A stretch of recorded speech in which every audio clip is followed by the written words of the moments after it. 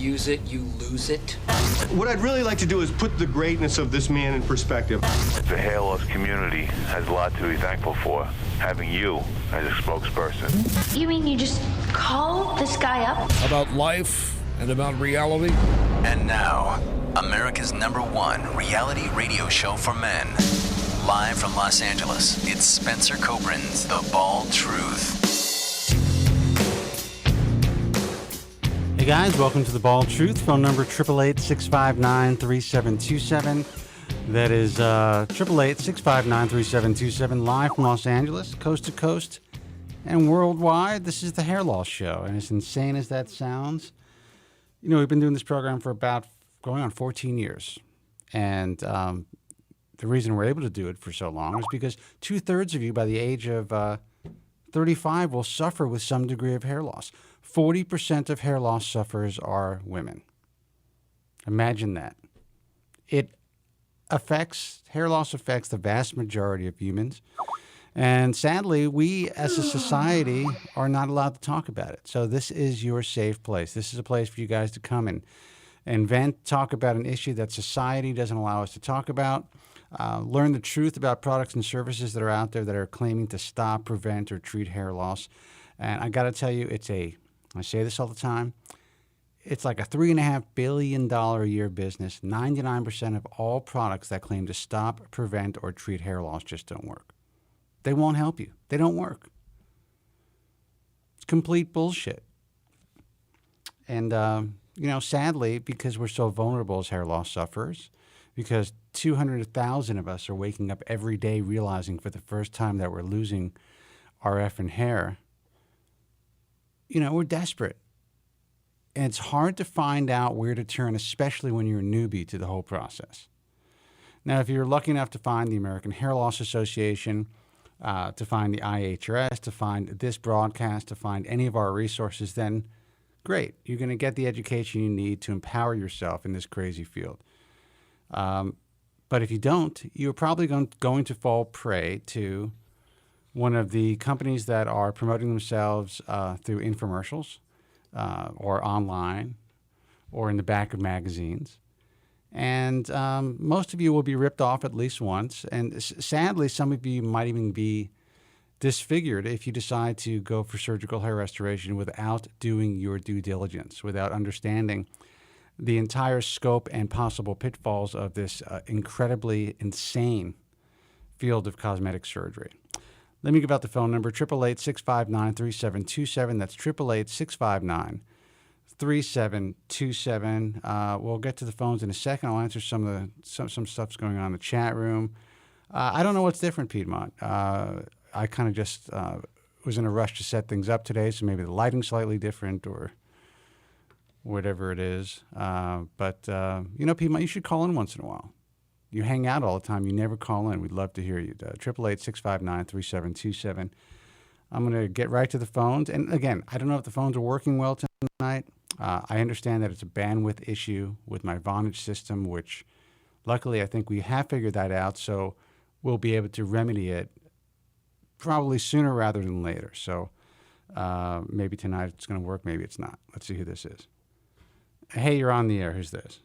Yes, good evening. I spent today reading an article that Spencer wrote in 2008 called Depression and Hair Loss, You're Not Alone. It was an excellent article. But more interesting, I dissected the 83 comments that were made in regard to your article. Sadly, they all pretty much say the same thing. As hair loss sufferers, we're unable to leave our homes. We're unable to work. Our lives have been destroyed. We're unable to date members of the opposite sex. All I can say is I know how you guys feel, but help is on the way. I'm staking my reputation on the fact that 2 to 3 years, we will not have a cure, but we will have a viable treatment. God bless you, Spencer. All I can say is we're lucky to have you as our spokesperson. My name is Joe from Staten Island. My name is excuse me. My name is Would you like to may reiterate it? My name is Have you heard it? Excuse me. My name is Joe from Staten Island. Joe, it's just getting better and better, man. It really is. I mean, you've really honed your skills over the last. Look, it only took you 13 years, but you're really getting there. Well, I found that I refrain from drug use or alcohol prior to the show. It does assist me in my clear thinking. Well, good for you. And, that's what I tell all you guys. Start drinking during the program. That's when it's more fun. Yeah.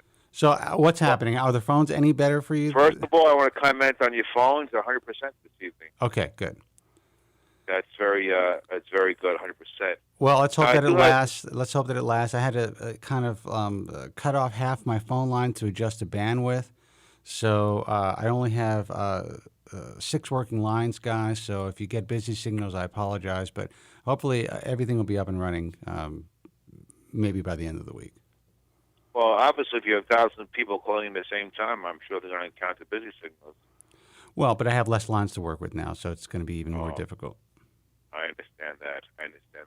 Now, I do have some news for our viewers and listeners this evening. David Picott, who's the Chief Operating Officer of Allergan Corporation, was on CNBC this week on Wednesday, being interviewed by none other than Jim Cramer. Are you familiar with him? I am familiar with Jim Cramer, of course. Yes, as you know, the guy's a terrible hair loss sufferer, probably nowhere 6 beyond anyone's help. But he's an extremely confident guy. He's really done well for himself, and has a beautiful wife and all that stuff. Well, I've never seen a picture of his wife, but in my opinion, he's a pretty homely cat. Well, looks aren't everything, man, when you're making that kind of money. Well, I have some interesting news to report on. He put a strong buy in Allergan for obvious reasons, and I said this several years ago as Dr. A good friend, excuse me, doctor from Florida. I forgot Dr. Bauman. Sorry, Dr. A little brain fog this evening. Dr. Bauman from Florida said, now, he's interviewing David Picott, the Chief Operating Officer of Allergan Corporation, and the first words out of his mouth was, I understand you're in phase 2 trials for a drug for hair loss. And David Picott says that is correct. And they've even named the drug now. And what's the name of the drug? Adipose. It's called what? Adipose for male pattern baldness. Beautiful. It's a good name. Well, I kind of like it. Well, it has the bimatoprost, vibe, and it has the anagen vibe, so it's good. I like it. Well, he stated that this drug has very strong potential. The results, he can't go into detail for obvious reasons. He said the results so far are very exciting, and the company will have a major announcement in the first quarter of 2012, and that they expect FDA approval by 2013. And Jim Cramer was commenting this will be a blockbuster drug. In my opinion, it won't be a cure, but it'll be better than anything we have. No, and also, it's probably going to get some really good press at the beginning. There's going to be very minimal side effects. It's going to be a little different than how, when Propecia came on the scene, it was, and still, Propecia's still having a huge problem getting over that hurdle of potential adverse sexual side effects. So this is going to be something new that's going to be introduced to the market that's not going to have any of the stigma attached to it. So it's going to do very well. I also think that Jim Cramer is pushing people towards more healthcare-related stocks in general, and so is anyone who's an expert in the stock market because, obviously our credit rating has been lowered to, AA+ now. And, there's... Yes, I should report breaking news. The Dow futures are down 300 points as of now. I'm sorry to interrupt you. Yeah, well, what happened with Tel Aviv stock market today? It basically had to shut down for a couple of hours. Yeah, it had to shut down for a couple of hours because so much crazy trading was going on also. So I think, investing in, stocks like, Procter & Gamble, Allergan, companies like that, it's a much safer bet than, if you're going to keep your money in the stock market. So I think that's another reason why Jim Cramer may be, leaning towards that. But yes, I'm very excited about this new product, and I do think, my gut just tells me it's going to be more effective than Rogaine. Yes, I believe it will not be a cure. I'm not saying it will be. It will be much more effective than anything we have in the market. And as you know, only 2 to 3% of hair loss sufferers do treat themselves with the reasons are obvious. There's nothing that's really effective as of now. But if this protocol is somewhat effective, it'll be flying off the shelves. I agree, and I just want to let everyone know that we're now being syndicated through the GFQ network, Guys from Queens network, and you can go to gfqlive.tv to check us out. You can go to Justin TV. You can go to Ustream. You can actually hear us on iTunes Radio now, and obviously, you can see us on my feed as well through thebaldtruth.com and on stickam.com. But anyone who may be having trouble viewing the program in the UK, if you guys are having trouble viewing the program through Stickam, you can try all these other mediums, and you can check us out directly through gfqlive.tv, which I think is pretty cool. I want to thank Andrew Zarian for picking us up. Yeah, go ahead. Thank you, Andrew. Yeah. I want to comment, you have not broken up once yet. Now, Good. Excellent quality. Now, a second piece of news report today. Gail Norton recently at a conference announced that HSC has been tested erratically for safety and does not produce any type of cancer properties. It's awesome. They still have they're still getting a bad rap online because everyone is just so excited. The problem with the message forums, the problem with the guys that frequent the message forums and post the most, especially in the cutting edge treatment section, these guys are just. We're also anxious to cure this thing. We're also anxious to have a more effective treatment for this devastating, disease of the spirit. I almost choked to death there, Joe. And of the body, excuse me. Absolutely. And, if they don't get news directly from the horse's mouth, every month, then there's some kind of shit going on in their minds. There's so many conspiracy theories there. You got to understand these people are working towards this goal. Believe me, they want this to happen. So, contacting them, sending them emails, calling these companies up, trying to get in touch with the principals of the companies, it's not going to make things move any more rapidly. And I just wanted to put that out there because that's just the way these guys they're going nuts. Well, people have commented that anyone who can cure hair loss will make enough money to solve our national debt crisis, and I believe that.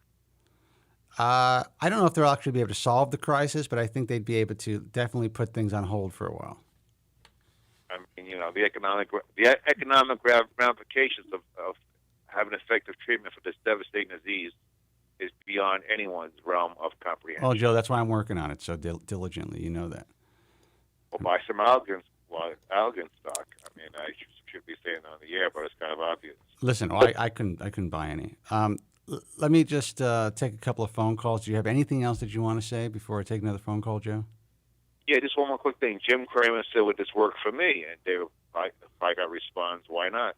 Yeah, well, he knows something we don't know. No, he doesn't know anything we don't know. He's on Mad Money, and he just wants to get people excited and salivating about this new drug. He knows it's not going to work. No, I said David Picott knows something that we don't know. No, I don't think that. I don't think that he does. I definitely don't think that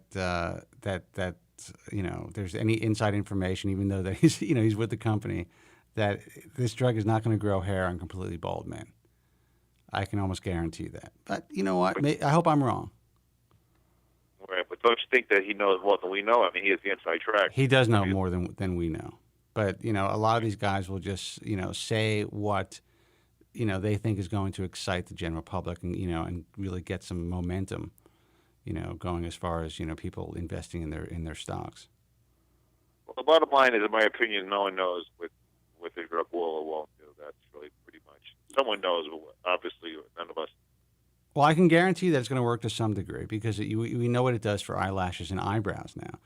And I think that it's going to help a lot of people. I think it's going to give us just another option, especially those guys who have not done well on other products or who may have just hit a plateau.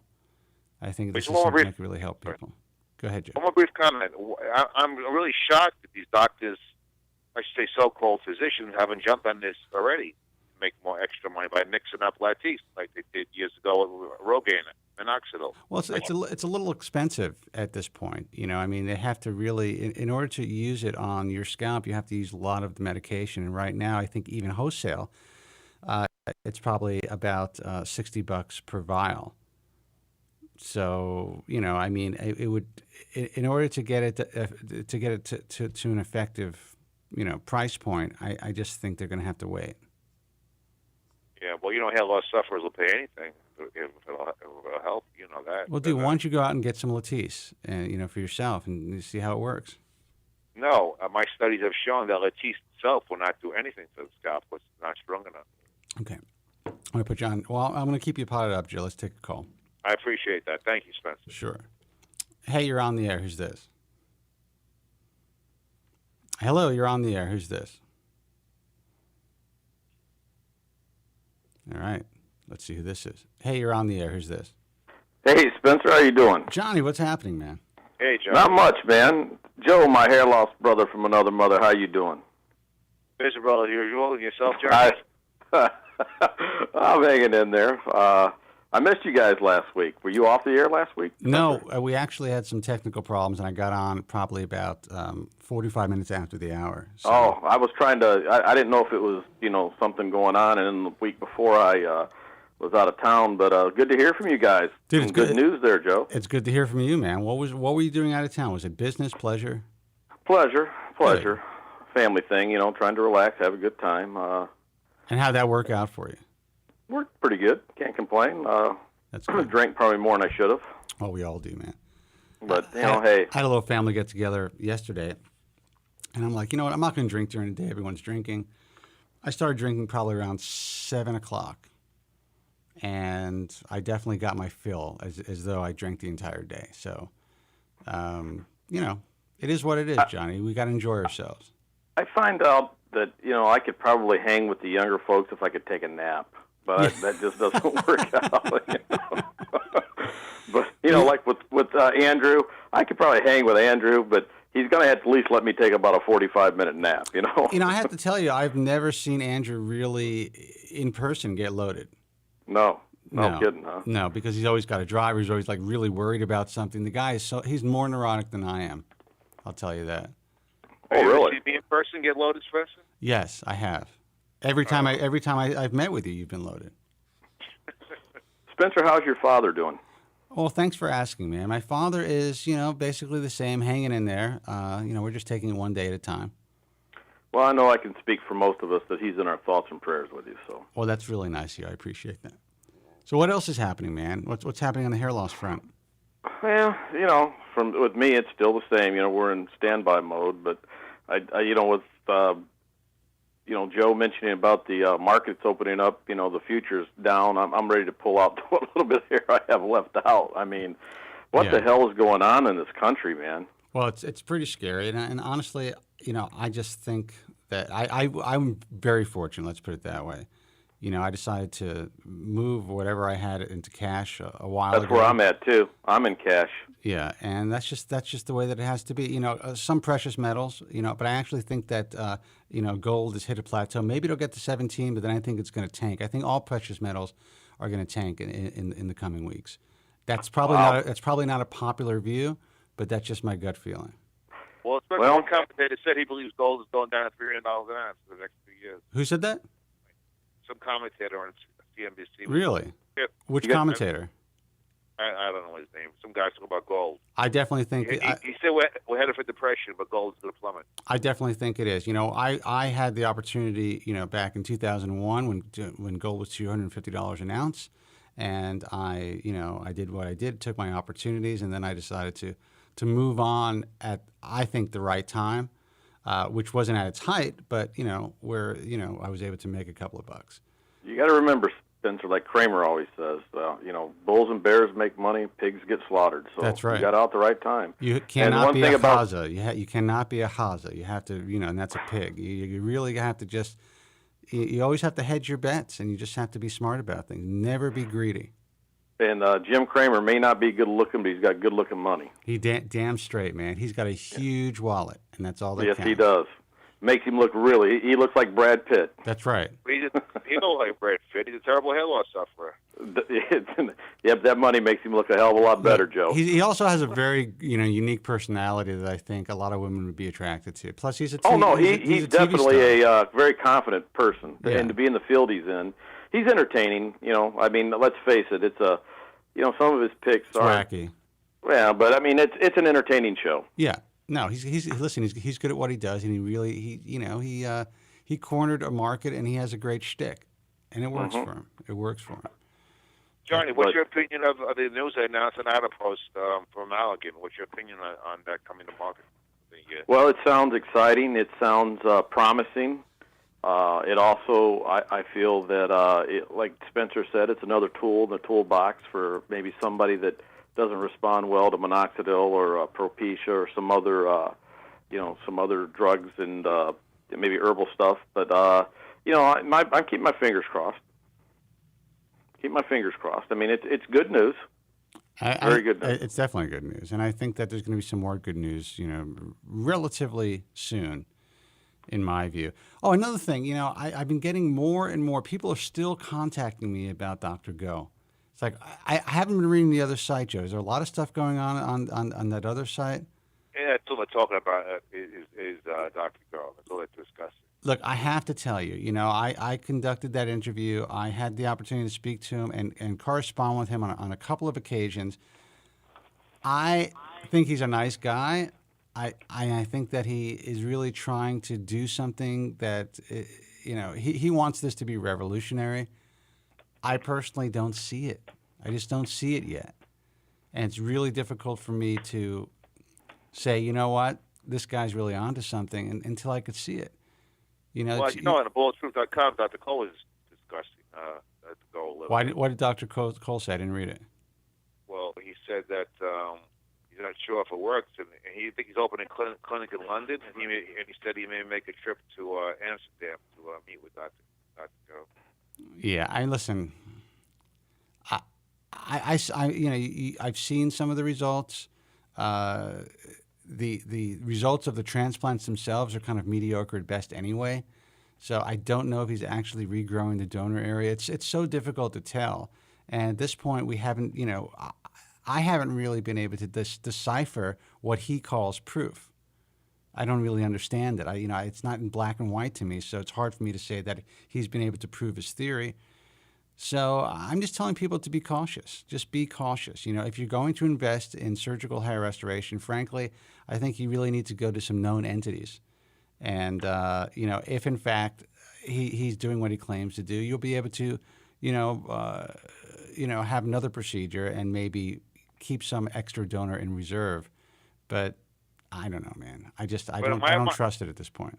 My hypothesis is, why doesn't he take a NOAD 6 and NOAD 7 and turn them into a NOAD 1, which is impossible today?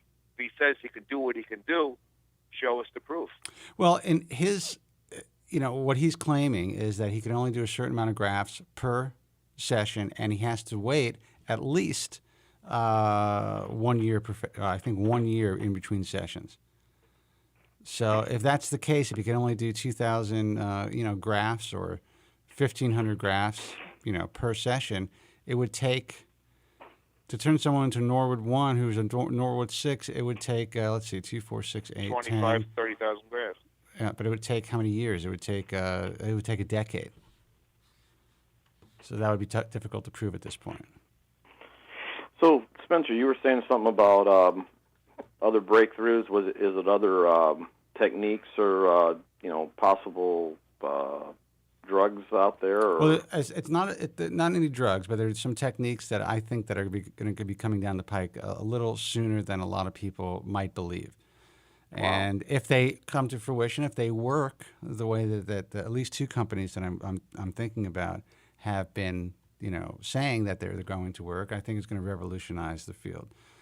But it's not. Is it a game changer? It's not there yet. Well, you know what? I don't want to even say it's a game changer. It'll be a game changer if it works. I thought that if ACell is used properly, it could be a game changer. At this point, we're not seeing that. Hopefully, in a couple of months, we're going to get some good news from Dr. Jerry Cooley about that. He's been, in contact with me with some of his more recent findings, and they look promising. But, we'll see. I don't want to get anybody too excited because I was very excited about ACell, and it doesn't seem to be panning out the way in which we thought it would by this time. But I do see that it's starting to. It has some promise, but I don't think to the degree that we thought it would. Well, Well, but it's I'm sorry, Johnny. I'm sorry. but it's it's something to start with. Maybe it's a foundation for something else. No, absolutely. I'm hopeful. That's the way these things work. 888-659-3727. Let's take a phone call. Hey, you're on the air. Who's this? Hello. All right, man. Call back. 888-659-3727. That's 888-659-3727. We are live from Los Angeles. I actually have to take a quick break. I'm Spencer Coburn. You are listening and watching The Bald Truth. And by the way, you guys can listen to the show now through the GFQ network on iTunes, on Stitcher, obviously through GFQlive.tv, on Ustream, on Justin TV, and obviously on my feed here on stickham.com. We'll be right back after these messages. Stay with us. The winner of 7 prestigious Golden Forehead Awards. My family's always arguing. It always starts off innocent and then it gets vicious right away. So I was like, hey, looks like you're losing some hair. At least my wife's not a whore. Spencer David Coburn. I just noticed something that in one of your interviews with John Candy, I believe, it looked like an older interview, you had less hair than you have today. How do you explain that? I don't wear a wig, sir. Paint your bald spot? What bald spot? You paint your bald spot? I don't know what you're talking about, sir. My hair grows. You paint your bald spot? I don't have a bald spot. How come you had less hair on the tape? Maybe my hair grew. Maybe I had a bad haircut that day. By the way, something. What do you care? Paint your bald spot? I don't. Do you paint your bald spot? Paint your bald spot? Sick.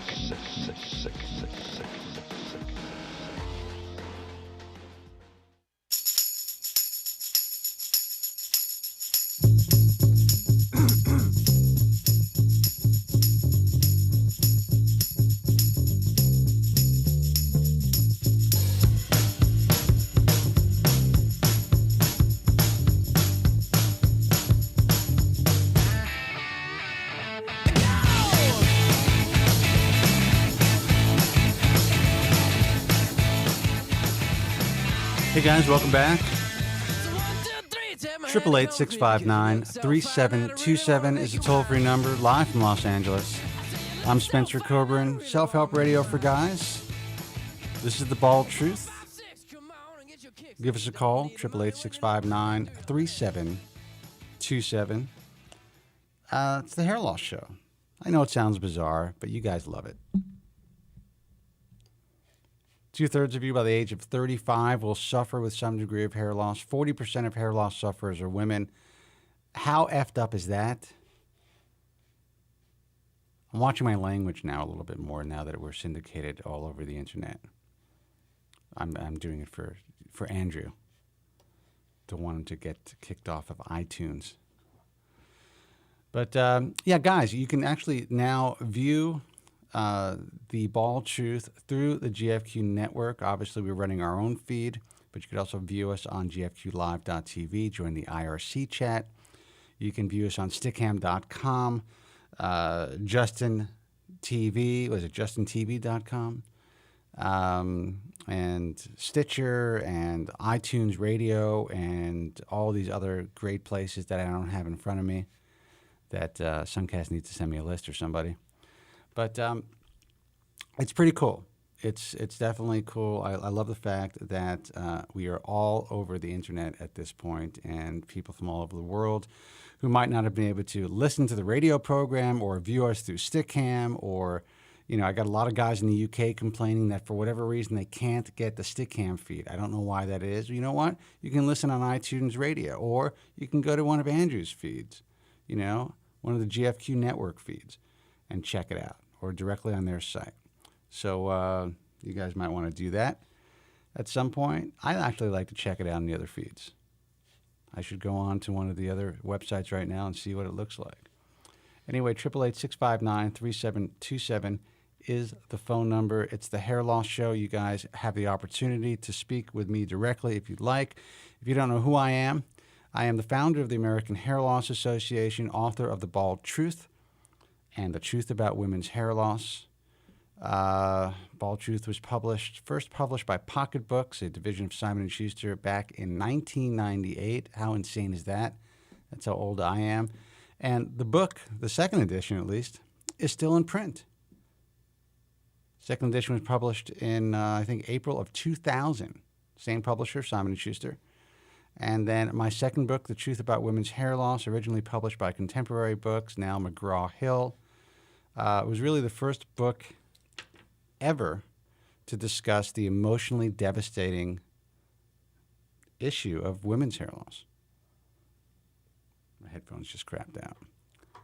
And, I still think that I wish we had more women calling the broadcast. I really do. Not that I want, I want more women who are dealing with hair loss or more women to deal with hair loss. But the truth of the matter is they're out there, and a lot of them are suffering. Most of them are suffering in silence. And I love for them to use this platform to discuss their issues, because a lot of guys just don't understand it. Suncast wants more women too. Now, Suncast, I am curious. Would you date a balding woman? I wonder if he would. He hasn't had a woman since, he said probably not. He hasn't had a woman since Bush was in office, and maybe even, farther back than that. And he says he probably wouldn't. What happens if you didn't know? What happens if he was wearing a great hairpiece and you had no idea, and she was the hottest thing, like Pam Anderson hot, or whoever you think is hot? Would you? And you found out, you know what? She confided in you. You guys are about to, hit the sack. She's like the woman of your dreams, and she says, I'm actually bald. What would you do? Oh, now he's like, that's fine. He's trying to be PC. First he says probably not. So you're okay if she's covering it up, but you wouldn't date her if she was just like outwardly bald. Unbelievable. You should call in. I'd love to talk to you about that. 888-659-3727. How would you guys date a balding woman? All you guys that are watching us, would you guys date a balding woman? If she and say she was a 10 with her hair on, would you date her? Let me know. 888-659-3727. I would. Guys, I know that Joe, I know that you would, and Johnny, I know that you would. Joe, Spencer, if I enough? Yeah. Of course I would date a bald. I'd love to meet a balding woman. Someone who would understand how I suffer every day. I'd love to meet a beautiful balding woman. Hold on. I'm shocked you made that comment, Spencer. Of course I would date a balding woman. P-Man said, I date her, but the piece must stay on. I mean, that is horrible, man. But I guess that's honest. And she'd probably want the piece to stay on. That's true. What happens if she couldn't wear a piece? What happens if she was allergic to wearing hair or something? I mean, what happens if it was a woman that you were already in love with? She was the hottest thing in the world, and all of a sudden she started to get alopecia areata. Not even just common androgenic alopecia, but, she lost all of her hair. I don't think it would bother. I'm sure, that it would probably bother her more than me. But, I mean, if she's, smoking hot, I don't think it would bother me after a while. But, yeah, but would she be smoking hot without her hair? That's the thing. Yes, she would be. But most women would look a lot different. Some women are smoking, like they have that smoking hot alien look, Well, do you remember Demi Moore shaved her head for that movie? Yeah, but that's a rarity. There are girls that are really attractive who have nice heads of hair, and that helps to make them sexy and attractive. Sure. And then Same with men. Absolutely. And then when they lose it, they're not. And then, there are some women who I have seen, they shave their head, man. It's just like it's interesting. Spencer, I would date a balding woman because they could empathize with people like Johnny, people's hair loss sufferers. They'd empathize with us. That's why I would be attracted. Well, Red Husky's like, she would never leave you. Again, that's another thing. Like, you think, okay, it's some sort of a defect. Well, I just read in the paper here locally that a lady who was suffering from breast cancer, she shaved her head, because of the chemo and everything she went through, and her husband did the same thing. He shaved his for her. Yeah, that's love. That's love. You know what? That is. That's love, because I would never do that. Why does my wife shave her head for me? Yeah, I would never do that. I'm just kidding. Actually, you know what? I think you would, Spencer, for Yvette. I would do anything for Yvette. Yeah, I think she'd do the same for you. I would shave my pubes, and I have. I don't know about that. I would do anything. You would shave your head for your wife? I would, if it was like if it was a sign of solidarity, you know, if she was ill, absolutely. If she, if she just said, hey, you know what, shave your fucking head already, stop painting it, no, I wouldn't do it. No, yeah, but if it was something for, like you said, a show solidarity or you know, say, hey, you're not in this alone, yeah, I could see that, yeah. Absolutely. Well, let's see who this is. Maybe they want to talk about dating bald women. I hope it's George. Maybe it is. Hey, you're on the air. Who's this? Hello? Hello? Yeah, George. George. Yeah. What's happening, man? Hey, I just heard Joe saying he wished it was me, but I didn't hear the usual noise whenever you answer the phone. But now, Joe and Johnny say that the phone is working well tonight. It is. Excellent. Well, I came at the beginning of the program, and I was listening, and you had a little bit of breaking up, and I was just about to hear Joe do his update, and then I got this call from a former union official buddy of mine from my former federal deal, and I had to take the call, unfortunately. And I ended up missing the last hour of the program. So, well, the topic right now, the topic for this segment is, you know, would you guys date a balding woman? I remember the original Star Trek movie that came out back, you know, around 1980 or so. And you remember that one, where the first Star Trek movie when it got rebooted? She was there was this. Go ahead. There was this really hot Indian actress named Persis Kambata was her name, Persis Kambata, and she was fucking thermonuclear smoking hot with a shaved head. She was ultra smoking hot. But But that's the thing. It's kind of like when girls are like, you know what? It doesn't matter if if you're balding. Look at Vin Diesel or look at, Yul Brynner. I mean, these are exceptions to the rule. Right. Would you date a regular girl? A regular girl who's losing hair, like a nice-looking girl. She's a cute, attractive woman with hair, and she started to lose her hair. I mean, how would you feel about that? No, I wouldn't have a problem with it. If she could, if she could fix herself up where she looked, still looked attractive, whether she looked attractive shaving her head, or if she looked attractive with hair makeup like the Joan Rivers thing, or Topic, or whether she looked attractive by wearing a wig, as long as she made herself look attractive, I go to a lot of effort to paint my head to make myself, look like I don't have any hair loss. Right. And when I get through, people don't know I have any hair loss. But, we're older guys also. I think we're a lot more tolerant than guys like Suncast, who hasn't been laid since, 1982. And Suncast is gay, right? No, he's not gay. I mean, I don't know if he's gay. I don't think he's gay. I have no idea, to tell you the truth. I heard but he was gay. I'm sorry. He's like WTF.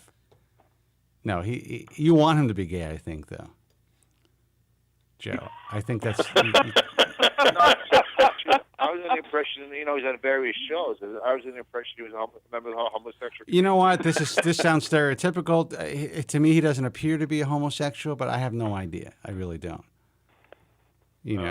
I don't know what he does in the privacy of his parents' basement. I have no idea. Well, he's a hair loss sufferer, right? No, this guy's got a Jufro. Are you kidding me, man? This hair looks awesome. Jufro.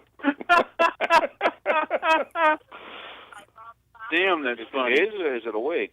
It's his. I'm looking at him right now. You could see it. You could tell it's his hair. Kid's got a lot of hair.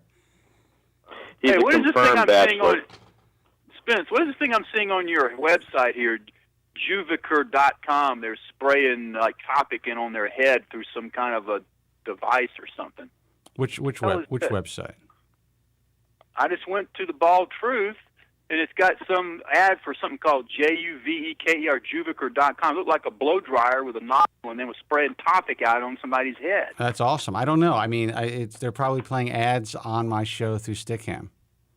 Wow.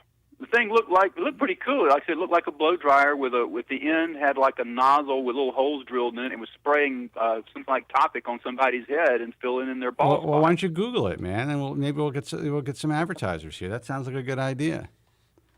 See what it is. That's the one issue that I have. When I was on terrestrial radio and then on XM, I had made deals with these companies to not play hair ads that I didn't approve. I can't do the same thing here, and I left satellite radio because I found out that even after I signed the contracts, even after I made the deals, that they were playing Avocor ads during my broadcast. So I'm hoping that doesn't get to that point on Stickam. But, listen, it is what it is. We have to get this broadcast out there. And as long as it's not, blatant and they're not advertising people that I really, really despise, then, it is what it is. Ads like that are pretty innocuous. Your teeth are so friggin' white. They're glowing so white they almost look like they're glowing blue, like a black light or something. Well, I think it's partially because of the lights in the room, but that's not. Your teeth just look so white, though it's stunning. You got this Hollywood-looking smile going on, and I see you scratching yourself now. You don't have scabies, do you? No, I don't. Well, a name like Spencer Coburn is a Hollywood type name. Yeah, it is. It's. Listen, I am in Hollywood. I got. There you go. I got to look the part, but no, I do. It's a lot of it's the lighting too, because I have background light, and then I have pretty heavy lights on me, so they will make the teeth look whiter. But they're pretty white. Is that a New York Jets mug there in front of you? It is, dude. You're creeping me out now. Because I can see that. I can't read it because I watched you ingest your steak. Your teeth are very white. They are very well. Thank you for that. I appreciate that. I can see it. Yeah, I couldn't read it because it was so pixelated, but the shape of it, and I thought it was green and the football shape and the thing in the middle. I thought he came from New York. It must be a Jets mug, and I'm not even a sports guy. Yeah. So how do you like the video's pretty crystal now, huh? Wait a minute, George. You live in the deep South around Alabama, and you're not a football fan? I actually have a great disdain for this obsession with football. My whole family is really into it. They're not obsessed with it like these trailer trash rednecks are obsessed with it. But the thing that kills me about football down here, and I don't want to get off on this because Joe will chastise me for digressing from the topic of hair loss. But here's my thing about the whole football thing that pisses me off. You got this obsession with football in this country, and the universities everybody glorifies the sports players, the athletes, rather than the physics majors, rather than the engineering students, rather than the medical science students, the people that have the power to help resurrect our country, bring American jobs back, fill the technological brain drain void we have. We got all these foreigners coming over here. I mean, my local university, my alma mater, the high-end math and science and computer science courses are all filled with people from overseas. And they're taking all the jobs, but yet the people here don't glorify the people who are excelling in math and science. Yeah, but the only reason they're doing that is because they can't throw a fucking ball. I'm just kidding. They what? Because they can't throw a ball. That's why. The sad part about it is, I agree with you, George, but on the same token, at Ohio State, when Woody Hayes, the great Woody Hayes, was coach, his football program generated so much money, it built a lot of the buildings at Ohio State. So, I mean, there was a trade-off. Didn't he flip out and punch somebody out on the sidelines one time? Some kid, Yeah, he got fired for it. And honestly, look at what Joe Paterno's Nittany Lions has done for Pennsylvania State University, my alma mater. So, I understand what you're saying. I'm saying the fact that people give all this money because of sports is just another symptom of how fucked up this whole mindset is in this country, that people are so obsessed with sports that that's the way they get money for the university, and they're paying students to play, and they're doing all this stuff just so some rich business idiot can say, oh, it's my school, I went there, and look, my team's winning. Well, who gives a rat's ass? In all due respect, I agree with you, and we give more... We care more here in America about celebrities and athletes than we do about teachers, absolutely, police officers, and people that really protect us. I mean, it's amazing. And you're talking about bringing jobs back. I'm going to go on a political rant, but go ahead. The sad part is, Spencer, in this country, corporate America values your blood more than you do your sweat, because they have no problem you going and fighting for this country. but yet they don't want to bring jobs in this country that you can sweat and make a decent living at. Right. I hear That's you. right.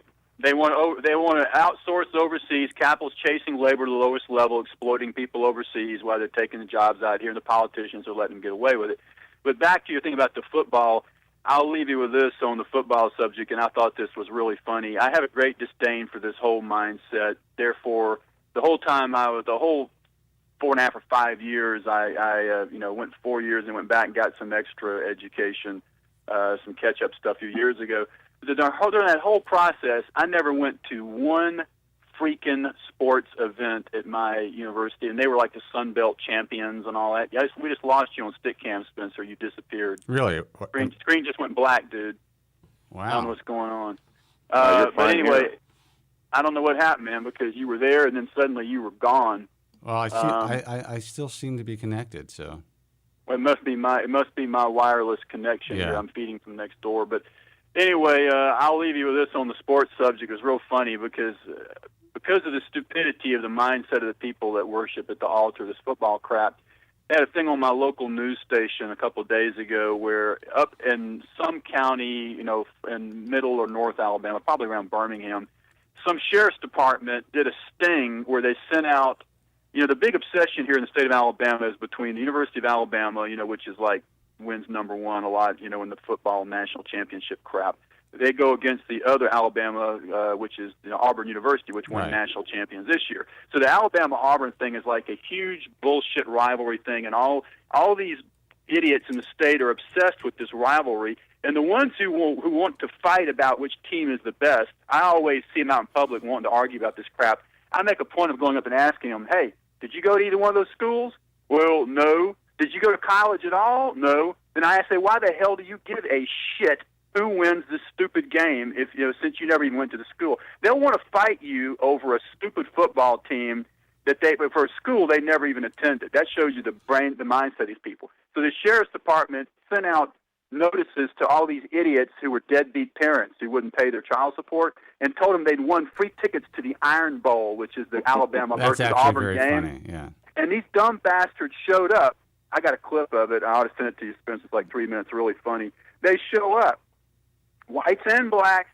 All these deadbeats show up, and they're cheering. And the funny thing is, the sheriff's department people had T-shirts on for Alabama and Auburn, and they played up the whole thing with balloons and noisemakers and the whole thing. They came and patted them back. Oh, I'm a winner! Yeah, you won! You won! They lead him down the hall, and this guy says, "Hey, out from the sheriff's department, we got a warrant for your arrest." Yeah, that is so funny. It is so friggin' funny. And they showed this last one they hauled out to the paddy wagon, and as they're hauling him away with the shackles on, he looks around and he says, "Do I still get my free tickets?" Yeah. I said, yeah, you get a free one-way ticket on this paddy wagon. We'll show you the longest yard. We'll show you the longest yard on DVD on the way. They used to do that in New York, and they would invite these, truants, or it started with kids, and then it was like back taxes and shit like that, and some other more egregious crimes. And they would invite them to like a New York Yankees, they would invite not a game, but some sort of like a autograph signing dinner where you get to meet the players.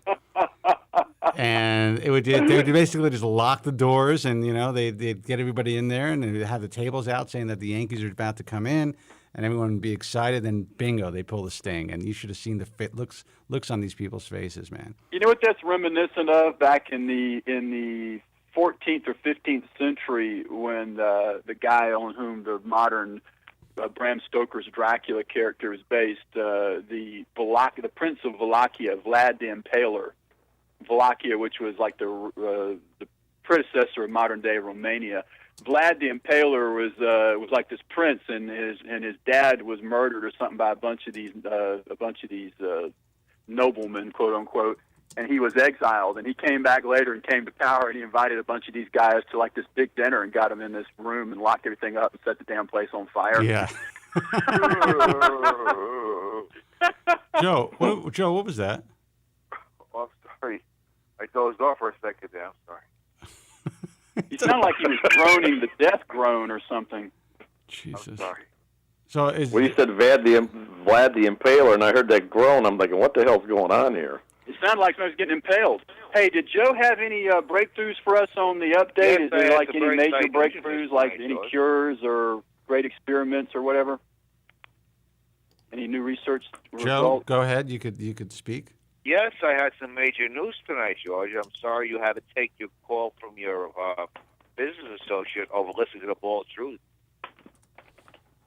Sometimes you got to take people when you can get them, Joe. When when folks are hard to find, hard to get, and they have like a couple of free minutes a week, if they return your call, you got to take it when you can. Okay, well, I'll make it very brief. Then I want to take too much Spencer's time up. Dude, all I have is time. He just gave you dispensation, dude. Okay. He just gave you dispensation. Yeah, I gave you the floor, my man. So go ahead. Okay, they had a chief operating officer of Allergan Corporation was interviewed this week on CNBC by Jim Cramer. Which corporation? Allergan. Allergan. Okay, Allergan. All right, they're now phase 2. It's not called Latisse anymore for the scalp. It's now called officially Adipose. It's a new name for the hair loss drug. It is a phase 2 trial, and David Picard has said so far he's seeing very exciting and encouraging results. In the first quarter of 2012, they'll have an announcement to make about the drug, Adipose for hair loss, and he expects FDA approval by 2013. Now, which drug? This is not the drug that's related to the Latisse thing? This is a much stronger version of Lumigant. The active okay. This is the thing related to Latisse that makes the eyelashes get bigger and longer, but has nothing to do with the A cell stuff, right? No, nothing to do with it. Totally. What is that rack in the background? It sounds like somebody shuffling something around. Yeah, Johnny's always like shoveling something or. No, it's my wife. She was copying something in the copier. Oh, okay. Oh, okay. Sorry, I couldn't hear Joe. It's called Adipose, George. It should be in the market. Adipose. Yes. Like adipose, like fat tissue. Adipose. Is that what he's saying? Yes. That's what Allergan is named the drug.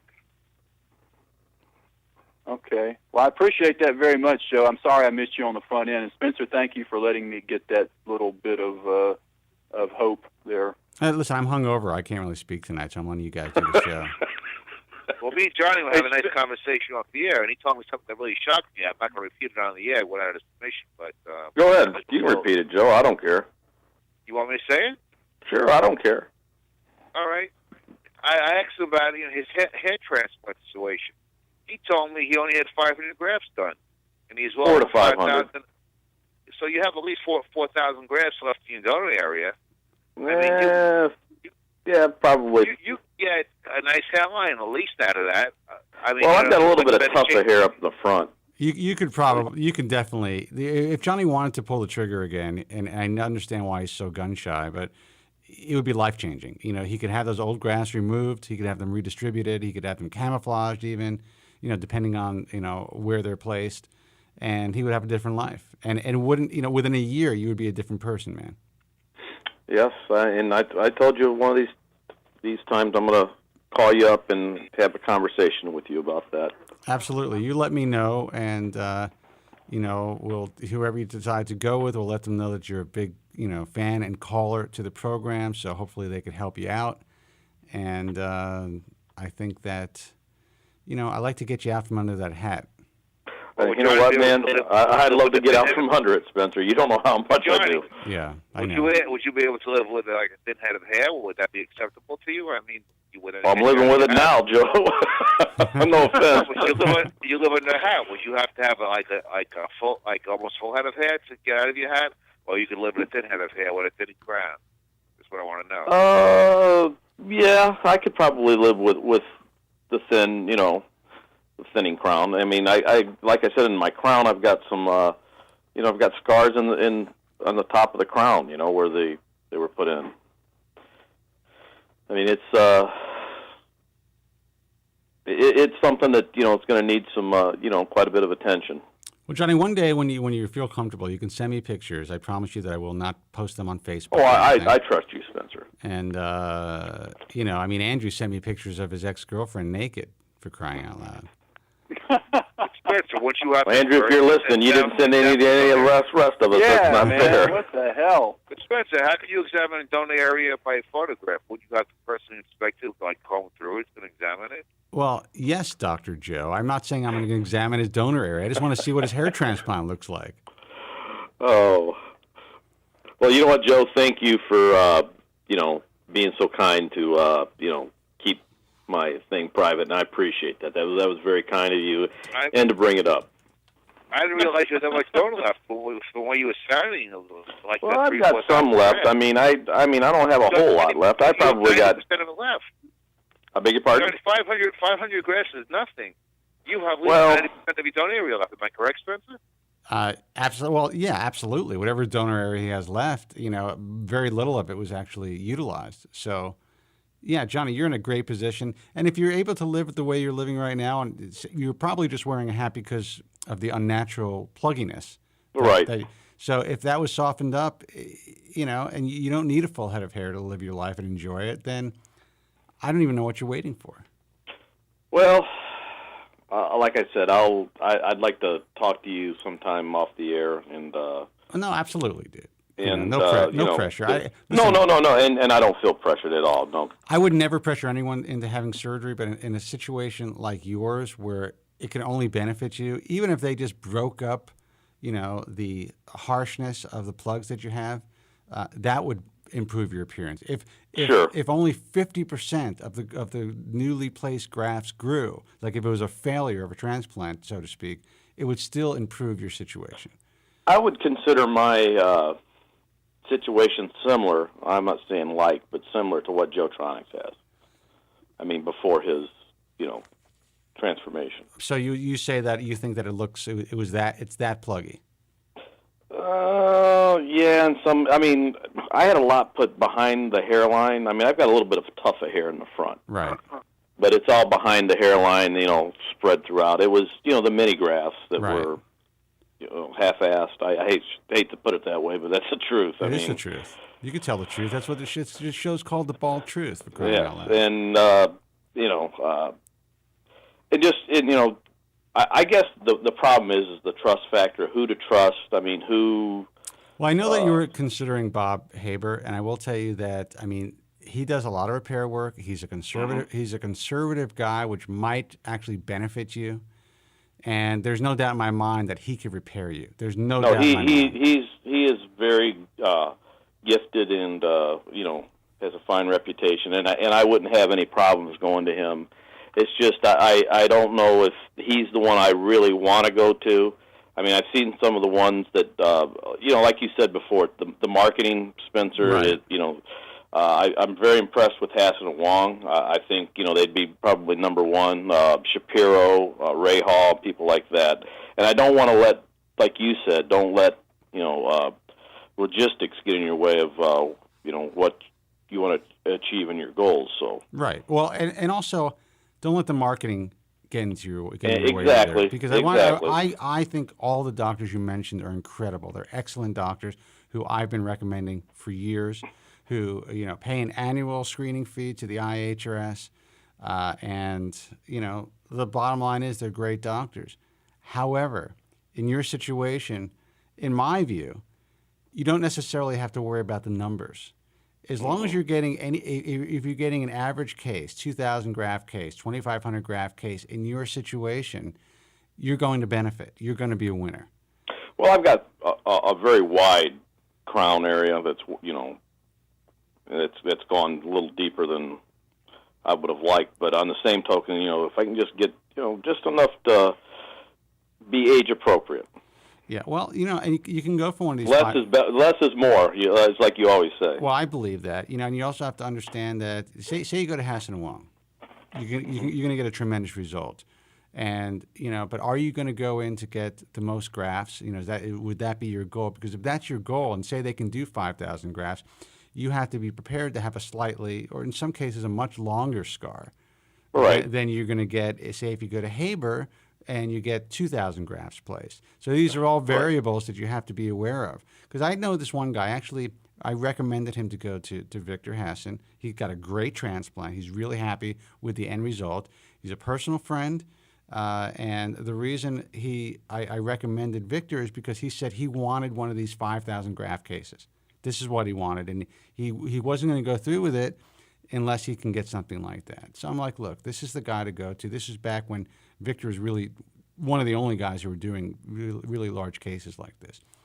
The one thing that he was concerned about after the surgery, or a few months after the surgery, was that he was able to see his donor scar in a three-way mirror, from the side, because, after his hair grew in completely, he couldn't see it anymore. But he wasn't prepared for the scar to come all the way out toward his temple points.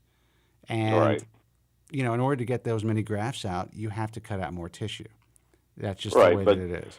But on the same token, I don't know what type of work he did, or if he was a professional, or he was like a regular construction worker or whatever, where he could cover it. He's a stockbroker. Well, then he couldn't. He was Right. basically he was out there naked That's right. to the world. I can at least cover it up with a hat or a bandana. Oh yeah. And you know what? to In the end, the bottom line is it's just a scar that's covered by your hair. It doesn't make a difference, Right. in my view. It's invisible basically once your hair grows in. Right. But I'm very impressed with like we've talked before, it's the marketing. But when you see the guys like Hassan and Dr. Wong, what they've done, and then you look at Dr. Rahal. I mean, these guys are just phenomenal. And well, let me tell you something. I would be proud. I don't do any type of personal consulting for doctors. I don't sell hair transplants. But if I ever decide to get into that side of the field, I would have absolutely no qualms about it, selling for any one of these guys. That's how confident I am in their work. So I don't want you to think that I'm just trying to give you, everyone has their, like a guy like Paul McAndrews. He's very expensive. There's a certain clientele, a certain type of guy that feels more comfortable going to a guy like Paul, who's only going to do 1,600 graft cases, even if he's charging $9 a graft, because Paul is basically placing most of the grafts himself. He's doing the entire surgery. He's there the entire day. He is a professor over at USC. He's has incredible credentials. They're willing to pay for that, even for a smaller number of grafts. So, I mean, I really think that it really depends on the personality of the person. It really depends on what the person's, bottom line is. Some people want more bang for their buck. Some people will not be happy unless they can get as many grafts as possible in one sitting. So, these to be are all honest with you, options for Spitzer, people. that would be mine, is get as many grafts as possible in one sitting. Well, I guess maybe I'm hair greed, but no, but then all the guys you mentioned are the guys to do it. I mean, right. Excuse me, Rahal. I'm choking to death. Rahal is another guy. I mean, his graft count is getting larger and larger. His consistent results are actually unbelievable, and he has one of the best bedside manners, in my view, out of any all these doctors. He's so kind and interested, and all these doctors are obviously kind and interested. But this is what I'm getting from patients who contact me. They love speaking to him. They love, he takes a lot of time with you. That means a lot. Sure. That really does. And then you got a guy like Bob Bernstein who, some people say is a little aloof, but he's straight to the point. So there's patients out there that appreciate that. They want to be told the truth. Even if it's a hard truth, even if it's something they don't want to hear, they like the fact that Bob Bernstein is very matter of fact. Well, you know what? Sometimes, the truth is medicine we all need. Another doctor that I'm very impressed with, I've been reading up, is Dr. Cooley. I'm very impressed with him lately, just doing a little research. And he's a cool guy too. Seems to be I've seen some interviews on YouTube. Sure. Yes, he's a very nice guy. I have a great relationship with Jerry, and he is always kind enough to anytime there's some breaking news, he wants to give it to the ball. Excuse me, geez, I'm choking. To the Ball Truth. Or to Ball Truth Talk, or to or to the IHRS, and we definitely appreciate that. And he's a real scientist. He's a hair transplant surgeon, but he's really been working on cutting edge stuff since I've known him for the last 13 years. So I like him a lot. His work, but again, a little more conservative in his work. Yes, he is. He's doing as with Dr. Charles, conservative but excellent results. Excellent results, but he's a little. I mean, Charles is doing 3,000 graft cases, and he's great bedside manner, just a super individual. Well, what I like about him is he's a lot of fun to have on the show. Obviously, he takes a lot of time to answer questions in the forum, not just posting images, which is great. We want our doctors to post images and cases, but he takes the time during his week just to answer people's questions. Well, just not to get off the subject, I think it's Dr. Lindsay, his daughter, relapsed with cancer again. Oh, wow! I seen it on one of the sites. I think it's Dr. Lindsay. He's out of Virginia, correct? Yeah, that is. Well, my heart really goes out to him because I know that she was in remission, and then I guess she took a turn, and folks, keep him in your prayers because he seems like just a really nice fella, and he is a really wish him nothing nice but the fella. best of his daughter. And I'm glad that you told me that. I'm going to send him a note. Yeah, I read that on another forum that he had posted, and that his daughter had went back. She was in remission, and I guess they found some. And what day did you read this? Maybe it's a couple weeks ago. He just seems like a really nice guy. I mean, he is, and his daughter's been through so much, and I think she's like 12 years old now or something. And yeah, she's like preteen or something like that. Yeah, she has a website, and I forgot the website. I have to check it out. That they've been, basically, tracking her progress and her success, and her remission, and now this is sadly a step back. But she's young, and I'm just hoping that she makes it. I mean, yeah. You know what? Here we are talking about my hair loss and everyone else's, but when you get to the real things of life, that's what really matters. Being able to live and to go out and enjoy things. And it's sad, such a young person. I mean, very young person. I hope and pray that everything works out for him and his daughter's recovers and lives a full life. He has such a great attitude too. Yes, Dr. Lindsay, and he's active on the forums as well. And he's a very nice guy. He collaborates with Dr. Feller, correct? Yeah. Don't they have some sort of partnership? They do. They work together, and they, and Feller basically trained him to some degree. I mean, he's been doing hair transplants for a long time, but he adapted. I guess I say adopted Feller's, procedure, which is very similar to what Hassan Wong is doing. And I really feel bad about that. I want to read that and contact him because I didn't know that. I would have contacted him right away. I didn't notice anything on your forums. Yeah. I'd seen that on that one forum, and I seen that. And I wanted to respond to it. I didn't because you could tell it's a father just really hurting. Oh God, that's painful. And I hope to God that everything turns around for him because He takes his time to answer people's questions on these various forums. That's and right. As does Dr. Charles and others, and it just really hurts. You can tell the guy through his writings he's really hurting. Well, I'm going to now I feel bad that I didn't know this. Because, well, you didn't know, Spencer. I mean, that's just you can't help that. I mean, I'm sure if you would have known earlier, you would have definitely, I just can't stand reading that forum. So I look at what, Spencer. Sometimes I'll look at all of them. Well, you should. And what I do is I try to vet different. I look at the doctors you recommend, and I see the ones that are on that site. Right. And then I see some that are on the site. I'm like, man, I tell you what, I don't know. Yeah. But it is what it is. I mean, it's buyer beware. But there's some good guys on there, and Dr. Lindsay is he's a top-notch guy, and I wish him the best. Yeah, well, I'm glad you let me know. I'm definitely going to send him a note, and we definitely wish his daughter well. That's a scary thing, man, to have a young kid, and it's brain cancer. It's a brain tumor. That's what's. Well, you know what? We can talk about all our problems, but that's That's the problem that you're gone. You lose somebody. We can live with hair loss. Well, speaking of shaving, your head in solidarity, he actually did that for his daughter the first time around during her chemo, and he came on the sites and shaved his head, and it was really a beautiful thing. But that's a father that would do anything for his kid. Yeah. And I hope it works for him. Yeah. Yes, Frog. It's called perspective. That's right. It's all about perspective. Johnny, but Joe can't put it in perspective, right, Joe? Well, I'm not trying to. Of course, I feel sorry for Dr. Lindsay and his daughter. I'm not trying to associate my feelings with his daughter. I feel sorry for it. But my opinion, I would rather have 1 or 2 good years of having significant amount of hair instead of suffering every day.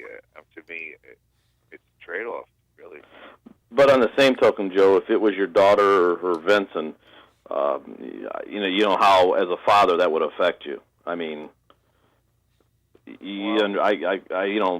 want to hear Joe's response to this one. I may shock the audience, but the way I am, how consumed I am, I just don't know what effect it would have on me.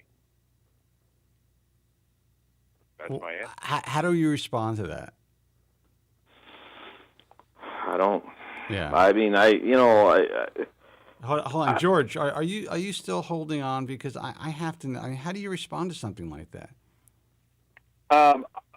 Joe is so muffled. All I heard was he said he'd rather have a couple of good years with hair than live the rest of his life bald or something. Is that what he said? And then, Johnny said, well, if you're talking about your kids and, the life of your children, if this was happening to Vincent, I guess maybe you would feel differently. And what was your response, Joe? I said, I'm a hell of a sufferer. I'm so consumed by this terrible disease. I don't know if it would affect me at all.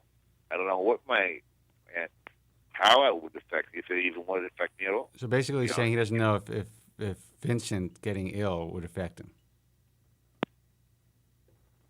What do you think about that, George? Ah, man, we just lost George. Anyway, that's very depressing, Joe. I have to tell you, we love you here at the Bald Truth. And I don't. Yeah, go ahead. No, it's just it's hard to swallow, but I know how affected you are, and you know what? You're being honest, and that's cool. I'm so consumed by this god awful disease, which is no effective treatment. That it's. Well, that's what Red Husky in the chat room just said. That's why Joe rocks, because you speak the truth. You're not afraid to speak the truth, and I admire that, Joe.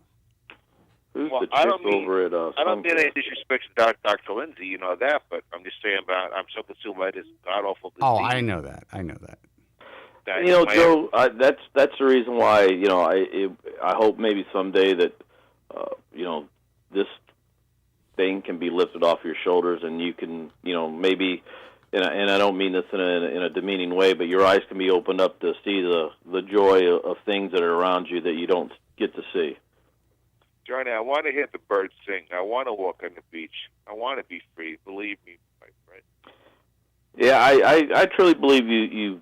I truly believe that, Joe. I do. I think that from the mental aspect, it has been debilitating to you, and hopefully, maybe in the near future, things will be lifted off, and you'll see things differently. Well, guys like you, Spencer, George, you're really lonely friends, man. Now, Joe, come on. We're not your own. You can't be your only friends. Well, the only people understand. We definitely understand. But I'm sure you got some friends. When your family called in, when you called with your family, I mean, they sounded great. It sounded like you had a great family. Yeah, but they don't understand. They've witnessed all I've gone through, and they just don't understand. No one understands except you people. You're my family, guys. Well, Joe, I look forward to you guys every week. It doesn't even have to be about hair loss. I just like to BS with you. Chew the fat. Well, that's what it's all about, man. And that's why I enjoy it. I really do. That's why I haven't quit yet. That's why I keep doing this thing. Well, when you weren't on last week, I'm thinking, that SOB must went into something. I was thinking he was going to go into something else. He probably did. Now what am I going to do on Sunday night? You have to be more aggressive in your calling. I was at a pool party. I was at my mother's last week. I kept calling, right? Spencer, wasn't I aggressive? You were. You definitely. Well, what happened, Joe? I couldn't pull it up on Stickam. Yeah, well, I wasn't on. I couldn't get on the air, and I think I'm freezing up a little bit right now. Are you guys having some problems? No, you're not. Well, not on here. No, not on the phone. But I think that I think my feed. I don't know if it's Stickam itself. I really wish Joe would at least get in the chat room. Johnny, I know my parents guest starred last week. I would have loved to have been there. So they're on the air live, right, Spencer? They were great. I wish I could have. I would have. I thought maybe Spencer was on vacation, or God forbid something was wrong with his father. That's the reason I asked. I mean, so. Well, Well, this is, in the future, if there's any issues, if I do have to make a break for it, leave the country, or if something happens to my father, I'll let Andrew know, and he'll come on my feed and let you guys know. Well, that's nice. You know what? And Andrew's a good kid, man. He really is. He is. He's a good kid. Or Suncast will do it. Well, I totally understand you, Spencer, or your audience, how I answered that question. You know what? You didn't. They just didn't know how to respond to that. I'm glad that you're honest, and I think that's fair. It's a fair statement. It was a fair answer. It was an honest answer. That's the way you felt, Joe. It doesn't make you a bad person. You're just saying, what? You're just basically saying, I'm so effed up that I don't know how I would react. I don't know how it would affect me. Listen, I remember, and I feel bad about this to this day, when I was, 28, 29, when my mother was dying. And she died, it was a slow death. She was in the hospital for a long time. It was really difficult for me to concentrate on her being ill 100%, and I felt guilty about that because I was so consumed with my depression and my hair loss and all that stuff. And when she died, I kind of found it difficult to mourn because I was preoccupied with my own issues. So it was a tough thing. I was very sad, obviously. I was there for my mother when she needed me, obviously. I was at the hospital, 4 or 5 days a week. My father was, pulling most of the shifts. But, I wasn't completely there mentally. And it was because I was dealing with, depression. I was dealing with my own issues at the time. So I get it, Joe. I get it. I have something very cold. What was that? I would say something, very shocking now. My father's 83, as you know. He has a round, regular head of hair. If he predeceases me, I could look at him in that box and feel nothing. Because I would say this guy never suffered. Wow. He never knew the pain. Yeah, well, Joe, you've definitely suffered a lot in your life. But we try to be uplifting, for the new guys that are tuning into the program. But I like your honesty, and I like the fact that it's important that people see this perspective. You are on one, severe end of the spectrum, and then there are guys who are kind of in the middle. There are guys like Johnny who has been affected, significantly, and has gone through bad surgery also. But he seems to have a little bit of a brighter outlook and maybe just a little different perspective in life. I think you appreciate. I think Johnny appreciates his life a little bit more than you appreciate yours. I don't care if my life was snuffed out tomorrow, man. Joe, and it's sad. That's the reason why and I'm going to be perfectly honest, if we had a vial here and it was going to cure our hair loss, I would give it to you, Joe. Because I'll tell you the reason why. Because you got 2 kids that I'm sure, that there's things you'd like to do with them, and I think this is holding you back. John, I'd give it to you, Joe. I can't even throw a ball to my son. That's it. I understand that. And that's the reason why, it would not only affect you, but it would affect so many others. And if it came down between me and you, I'd give it to you, Joe. Oh, Johnny, man, you're such a beautiful person. Well, I wouldn't go that far. But no, I would. I mean, I've heard Vincent in the background. I've heard your daughter, and I've heard Phyllis. And, Joe, it's something that you've suffered with, and I know you would pay it forward. I really do. Well, Johnny, if I wasn't like this and I believed in God, I would say a prayer for you. I do believe in God, Joe. I mean, Johnny, I used to at one time. I used to. You know what I mean, man? You pray so hard, and it doesn't come to fruition. At a point, you give up, man.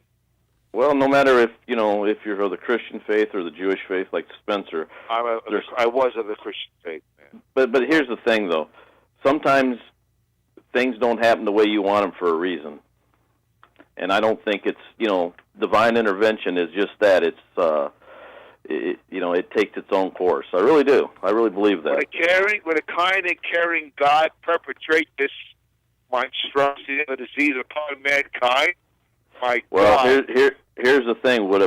In that case, I'm sure Dr. Lindsay's saying the same thing about his daughter with the affliction she has. So, I mean, you got to put things again in perspective, Joe. And if it come down to that, your daughter with cancer or hair loss. I mean, God forbid, you got to give it to your life to your daughter. I mean, it's just the way it is. Johnny, I'm so consumed by this terrible disease. I don't know what I think or if I'd even care.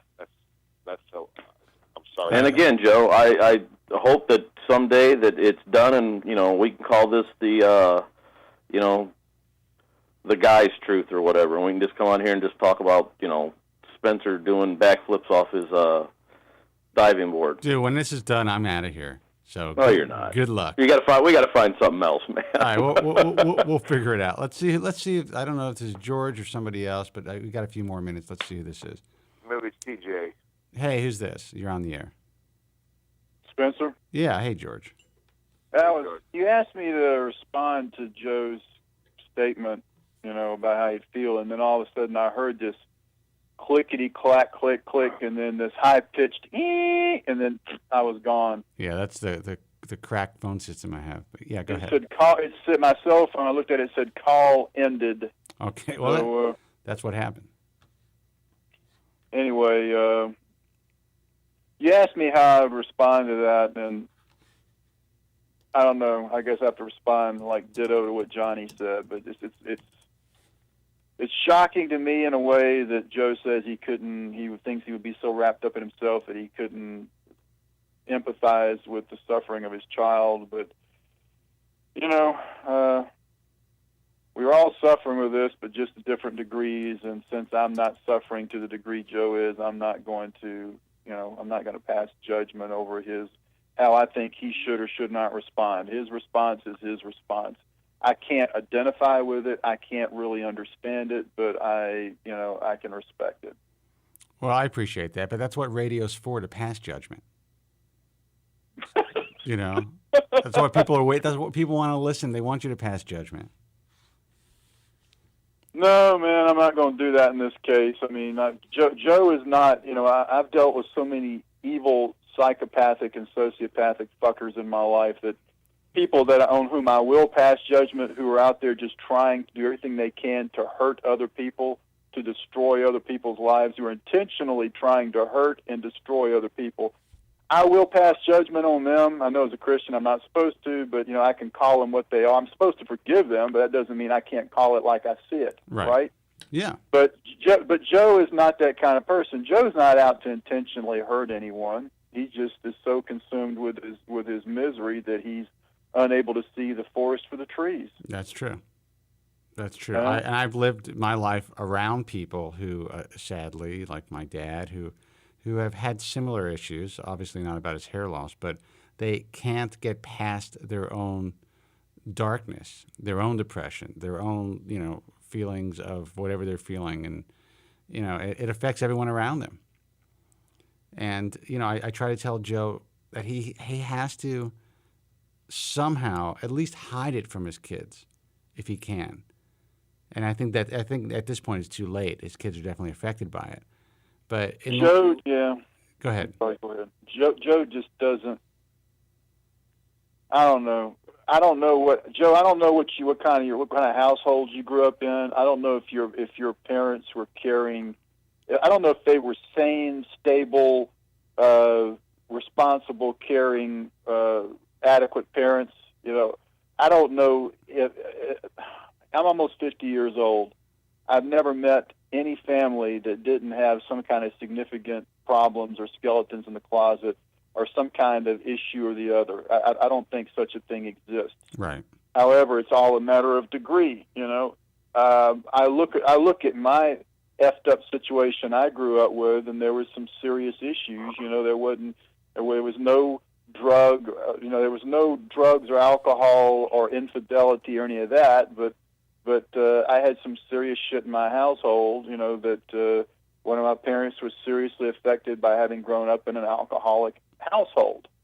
And it messed their heads up so badly that the shit rolled down on the next generation, which was me. Right. Having to grow up around that. The person is still seriously, deeply affected to this day.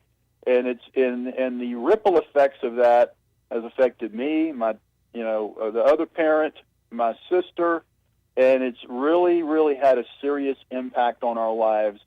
And not only does it have an impact directly through their behavior in the way it psychologically and emotionally affects you, but now this new study of epigenetics has proved that you can have in your genes a predisposition to certain diseases or illnesses that may lie dormant until those genes are activated like a switch by environmental stressors. Either it be psychological, chemical, some physiological or psychological things. I definitely believe that. So, the fact is, Joe, by refusing to go get whatever you need, help you need, by refusing to go to a therapist, by refusing to do whatever you got to do, the way you're letting this affect you and the way your behavior is manifesting itself in your household around your children. I'm not saying that you don't have a problem. I'm not saying you haven't suffered. The way you're dealing with it is having a serious deleterious effect on your children, both immediately in a psychological sense. You're also affecting their children because your kids are going to grow up with some serious psychological fallout, plus you're affecting their genes because of the hormonal balances in their body, and the stress hormones are being thrown off because of the way that they're stressed, they're being subjected to. This shit can get, the suffering can get passed down from generation to generation, both physically and, genetically and psychologically. Well, that's exactly what happened to you, and like you just described, and it's exactly what happened to me. And I think, sadly, to my dad's dying day, he will continue to pass this sadness, this depression, this really bleak outlook, onto me. There's not a conversation I have with him, and now it's obviously it's at a point where there's no return. I mean, he's never going to change, and he can't change at this point anymore.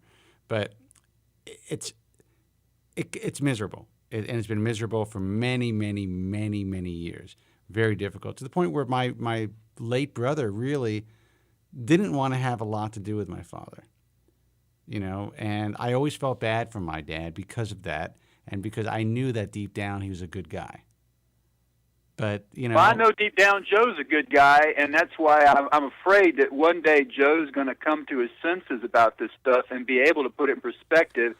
And he's going to look around and see how much damage has been done to his kids because, Joe, you need to go get some therapy on this shit and get this stuff in perspective. If not for yourself, do it for your children. You don't want your children carrying this cross around for the rest of their lives and possibly passing this shit on to your grandchildren. There's all this emotional crap because of the way you handle this. Look, if this parent of mine, which I'm not going to say which one it was, had gone and gotten therapy, and instead of getting married and having kids and passing the misery on, I wouldn't be dealing with a lot of the crap I'm dealing with. That's right. I can't hear him. You're breaking up, man. Joe, what was that? Careless. Your cell phone. You're having problems with your cell phone. I am under the care of a psychiatrist. You hear me? Yes. I'm on many psychotropic drugs. I've been institutionalized. What else is there for me to do?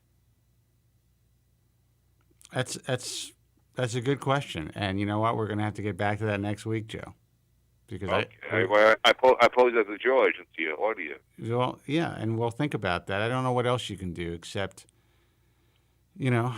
just even if you could just hide it from your children to some degree. No, it gets worse every day, man. Every day it gets worse. All right, let me pot Johnny up to say goodnight to everybody. Thank you. Johnny. Yes, Spencer. Hey, man, I just wanted to pot you up to say goodnight. Sorry I hung up on you. Good night. And just one thing, Joe, you're a very good person. The research that you do for the Bald Truth and all of us, we appreciate it. And I hope someday that you're able to overcome all this for not only for your kids and your wife, but for yourself. And, Johnny, I want to thank you that your beautiful kindness that you were giving the vial for this church. Well, thank you. And I wish everyone a good evening. I'm going to get off the phone now, Spencer, and let you. And I was actually a little offended that you wouldn't give me the vial, Johnny, but we'll talk about that later. You don't need it as much as me, man. All right, guys. Look, I'm looking here. The dude's got a full head of freaking hair. I want you to go to Ball. I want you to go to the Ball Truth Talk when you have a chance later. There's a guy that posted his before and afters before he paints and after before he paints and after he paints his head, and you could see the magic that you can do with derm matching topic. Well, I mean this in a very complimenting way. You're a magician with it, though. I appreciate it. It looks outstanding, man. I appreciate that. I really do, and that's how I get through my days. That and Jack Daniels, right? That's right. Johnny, I've seen Spencer on numerous occasions. He has beautiful, beautiful hair. All right, guys, listen, thank you so much for the night, compliments. George. Thanks for hanging out. Good night, George. Good night, Johnny, Ohio. Good night, Joe from Staten Island. Good night, everyone in all the chat rooms, the IRC chat rooms and the Stickcam chat room and on the GFQ network feed and on my feed. Thank you so much for hanging out. Suncast and UrlWallace, Dusty06, Andrew Zarian, Johnny Ohio, Froggy, Red Husky. Just, hang in there. Have a great week. I will be back, I guess, on the Friday on the free-for-all. It's not the Friday free-for-all. Is it the Friday free-for-all? It's just a free-for-all now. It's just a free-for-all. I sound like Chauncey Hayden now. On the GFQ network, Friday, 8 p.m. Eastern. And until next time, I want to thank you guys for hanging out. Be strong, and God bless.